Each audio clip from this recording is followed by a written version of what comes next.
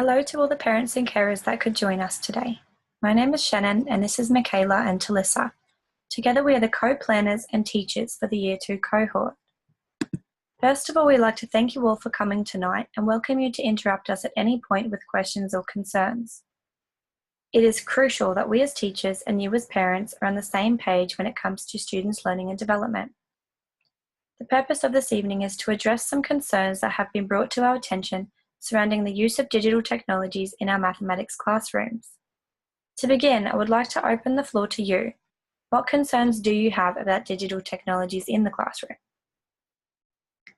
The most common concerns seem to be revolved around the effects of technologies on children learning the basics of mathematics, the quality of teaching that occurs when technology is used, and the availability and cost of resources to you.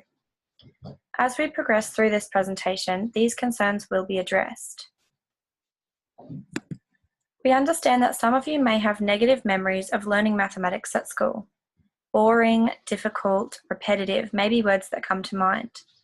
The classroom may be consisted of desks, chairs, a blackboard, and a teacher up the front of the room, although are you aware that even then, the digital technologies were being used?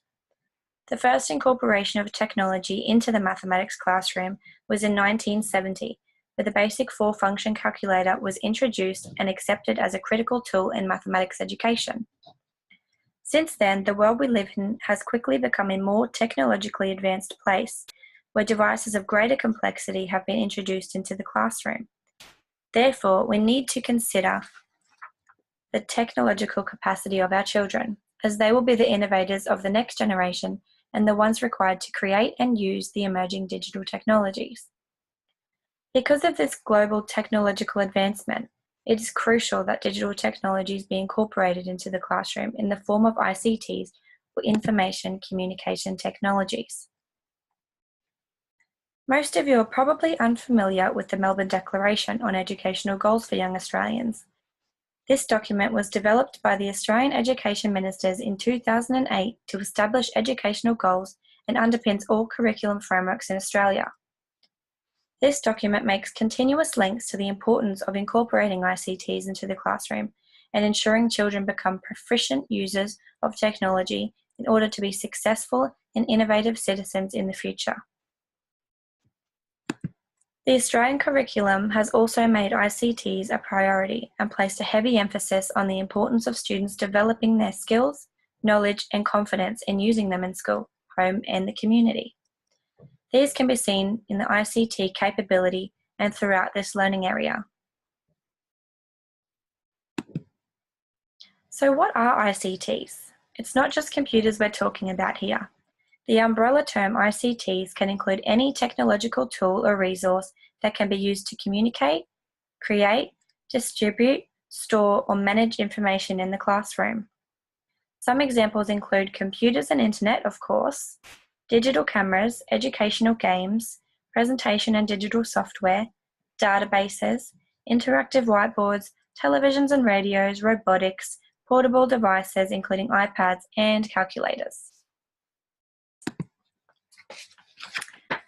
You may be wondering how these devices can contribute to students' mathematical learning and what the teachers will do if students are sitting behind a screen. The point of ICTs are not to replace the teacher or detract from the students learning basic written and mental mathematics skills, but to be used in conjunction with them to enhance and enrich the development of mathematical concepts through repeated practice on different platforms. By incorporating ICTs into the mathematics classroom, students are able to enjoy learning maths while practicing mathematical thinking and reasoning and problem-solving skills.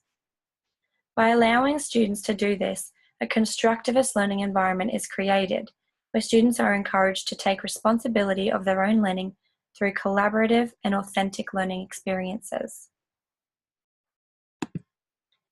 It is no secret that children of the 21st century are digital natives, a term coined by Mark Prensky in 2001, meaning that those who have grown up surrounded by technology are instinctively proficient in operating them and are able to multitask, think, and process information in a more efficient way than ever before. So why not nurture these emerging skills at home and in the classroom and apply them to learning? This will allow children to reach their highest possible potential in not only mathematics, but in all learning areas. There is an abundance of evidence outlining how ICTs increase engagement, the acquisition of basic and complex mathematical concepts, and contribute to overall educational success when used in meaningful ways that allow students to put what they have learned into context. With this, I'll pass you over to Michaela, who will continue to explain how. Hi, I would like to start by thanking you all for joining us. My name is Michaela Brady, and I would like to speak to you all about benefits of introducing ICTs into our Year 2 mathematics class. I understand that this is a controversial topic, as many parents have the concerns that having technology at school will result in too much screen time. Over the past 20 years, technology has changed dramatically, and it will continue to do that. It has come to a point where children will require the background of technological skills to make it in our forever-changing society. By using ICTs within the classroom from a young age, we as educators are only setting them up for success. By using tablets, laptops, iPhones, any device similar to that, teachers have the availability to move the classroom to wherever suits the lesson plan. A great example of this, the Australian curriculum states that Year 2 students should be able to explain comparisons of quantities. Moving a lesson outside and having the students investigate, collect data, and then analyse this data will in the end corroborate with what the curriculum is stating. This will also keep students engaged. Specific ICTs that could be used for this particular task include programs like Word and Excel, anything similar, where the students can use the data that they have collected and then create graphs and charts to show their findings.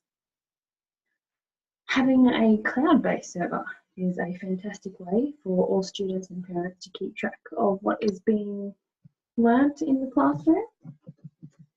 If a student is away sick, they can easily catch up by accessing what the teacher has uploaded from that day's lesson. Another great attribute of this is parents keeping track of where their students are with their mathematical learning. Also, students wanting to learn any more or may need additional help learning for a specific topic can also go onto the server and collect what they need from there.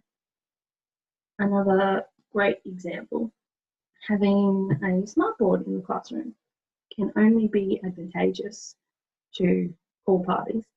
It will encourage cooperative learning, it will create an engaging classroom, and will open the chance of dialogue. Using a smartboard to incorporate pictures in the aid of teaching any mathematical concepts. For example, showing a picture of physical money to the class to teach the worth of specific coins and notes. The curriculum does give an example of a similar lesson, by having several collections of money shown to the students and then asking the students to match the dollar worth of that collection with the dollar worth shown on the price tag. That's another great way. One of the greatest advantages of integrating ICTs into the classroom is that you as a teacher can cater to all learning styles. As you all know, children have their own way of how they learn best. It's our job to figure that out and cater to their needs. And we can accommodate visual, auditory, all kinds of learners by having ICTs. Using some creativity when planning a lesson by adding stories using video and auditory sources can be integrated to assist with problem solving by using authentic situations and presenting them to the students. You are allowing them not only to improve their mathematical literacy, but to also assimilate the mathematical strategies with real-life scenarios. If ICT, such as the ones that we have just discussed, and many more. It's never-ending, the list. Incorporated into our mathematical lessons. It will dramatically improve the achievement levels of our students. We are allowing students to become more creative, further develop several skills that are much needed when their education commences. We are living in the age of technology, and it is imperative that we all move forward as a team with our forever changing way of teaching.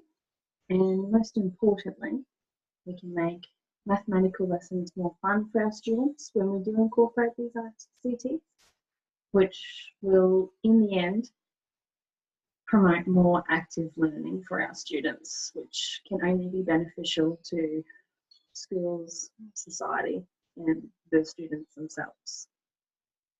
So I would like to thank you for listening and hope you consider the great benefits of this. Hi everyone. As stated earlier, my name is Talissa and I will be introducing you to some of the programs that your children will engage with and become familiar with over the course of the year. One of the main programs we'll be using in our classroom is a program called Math Seeds.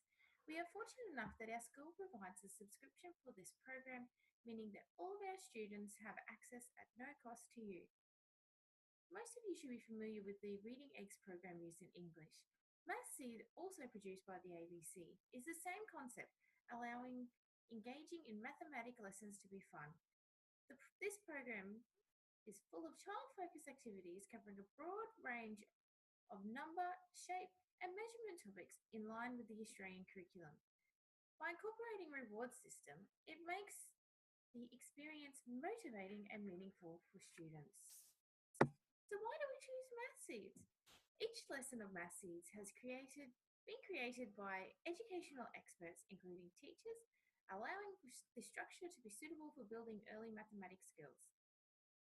Lessons can be completed more than once, allowing for improvement and better understanding for areas where students may come across difficulties and meaning students progress at their own level.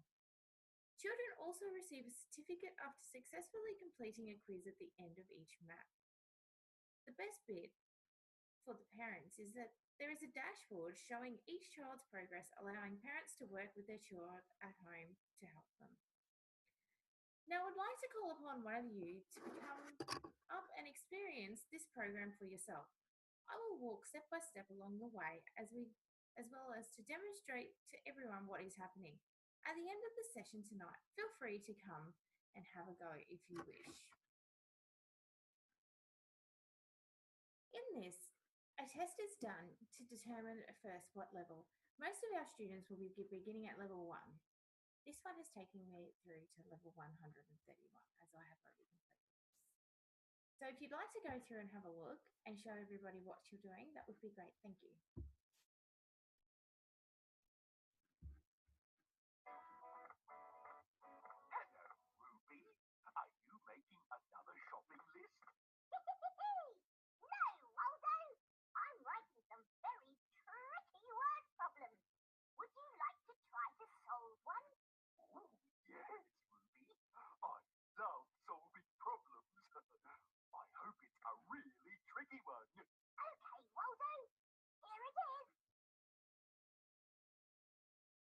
As you see, it is Bought some books.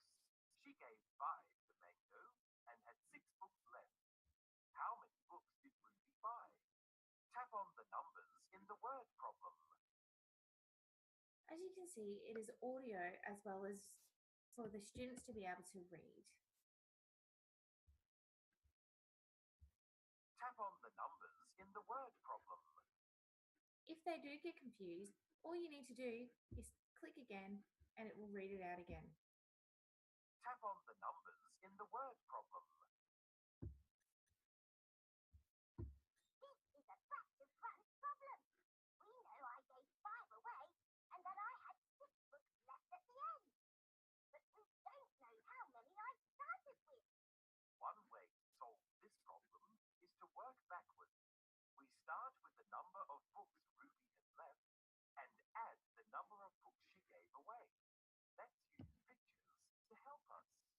Ruby has 6 books left, so tap on 6 books.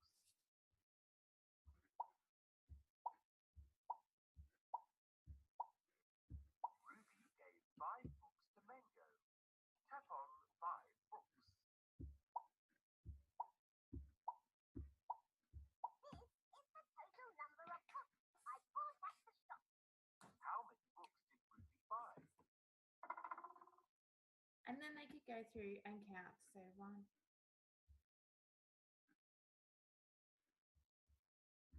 Great counting!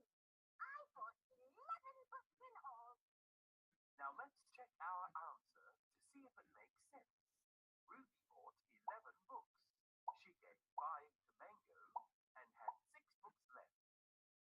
There are 11 books. Tap on 5 books. Count how many books are left. Choose the number. That's right. There are 6 books left. So Ruby did buy 11 books from the shop. Hooray! This means solve the problem. Good work!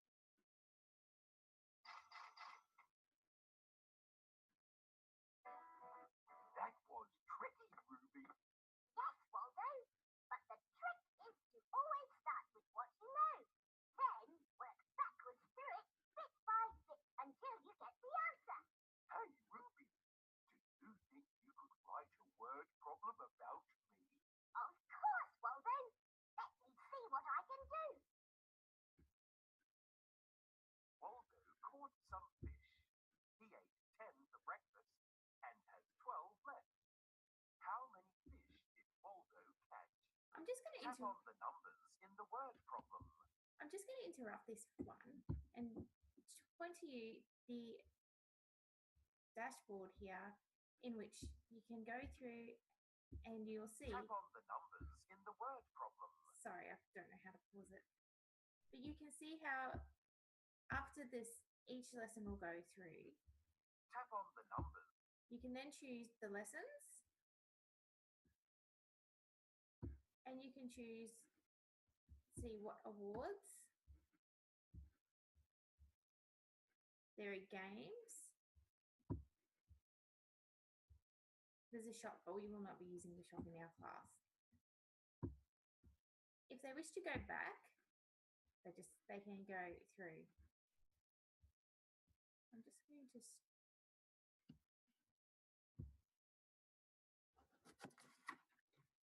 Another program that our students will have access to is Mathletics.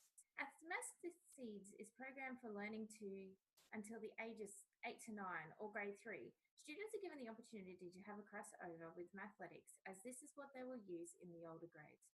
Mathletics uses a live gaming area to allow students to play against students from Australia to students in other countries, whilst embedding the lessons required to further meet the Australian curriculum. It also allows for live races between fellow students to challenge the speed and accuracy in their mathematical knowledge. Mathletics is also downloadable as an app in the App Store. I'm just going to briefly show you the Mathletics site.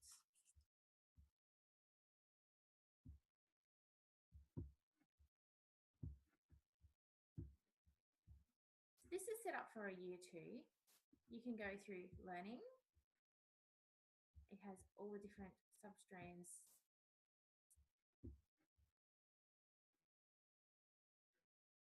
And it will go through a readiness test. Then it will go through the activity and then a test to tell you how well you've done. If they've struggled, it does come with an easier option. They can also play.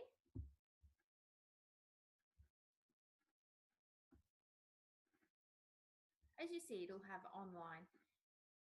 As it is nighttime here in Australia, this is played with students all over the world.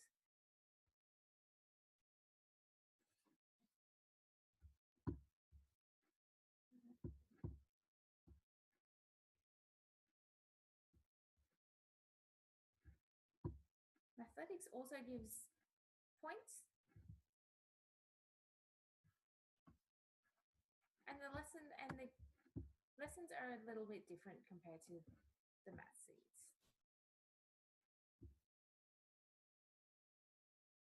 This concludes our presentation tonight. On behalf of Shannon, Michaela and myself, we would like to thank you all for coming tonight and for taking interest in learning about the use of ICTs with your grade 2 child. We value your feedback and are here to support yourselves and your children in any way we possibly can to increase success in their learning.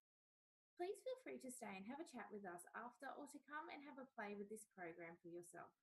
We value your time, so please email us or make an appointment with the office if you have any concerns or need support, and we'll be more than happy to assist. Michaela and Shannon are passing out brochures to you all tonight, giving you some information and extra programs to incorporate the use of ICTs in home learning, if you wish to explore these with your children. On the top, you'll find a space to add in the login details for your child. If you come and see us after this session, we can provide you with these details. The login details will also be sent home with your child in the coming weeks in their homework books. We will now pass the floor to you if there are any questions or concerns you may have for us to answer tonight. Thank you.